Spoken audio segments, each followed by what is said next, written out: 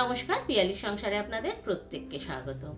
আজকে আমি একটি হেলদি রেসিপি শেয়ার করছি, ওটসের উপমা কিংবা ওটসের পোলাও। আশা করি আপনাদের ভালো লাগবে, আর ভালো লাগলে লাইক, শেয়ার, কমেন্টস আর সাবস্ক্রাইব অবশ্যই করে দেবেন।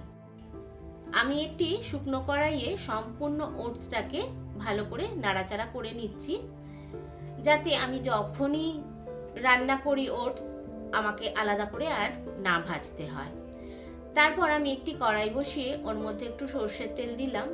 তারপর আমি একটু সর্ষে ফোড়ন, শুকনো লঙ্কা ফোড়ন আর আমি একটু আদা কুচিয়ে রেখেছিলাম সেই আদাটাও দিয়ে দিলাম।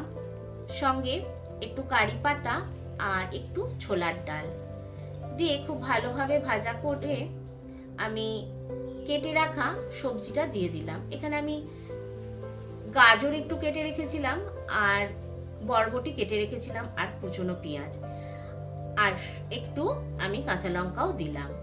এখানে আমি বিনস আমার কাছে ছিল না, তাই আমি বিনস দিতে পারিনি। আপনারা চাইলে বিনসও দিতে পারেন আর ক্যাপসিকামও দিতে পারেন। তারপর একটু লবণ দিয়ে ভালো করে ভেজে নিলাম।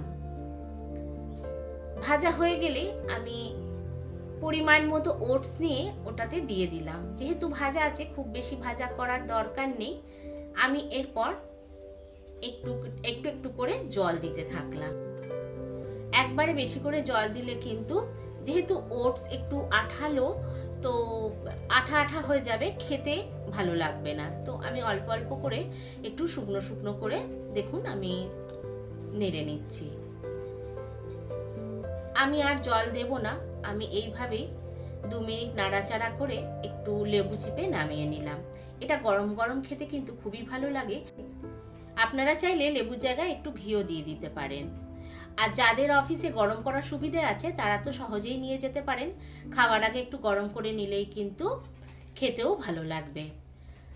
আজকের মতো এলাম, দেখা হচ্ছে আমার নেক্সট ভিডিওতে। আপনারা সবাই খুব ভালো থাকবেন। নমস্কার।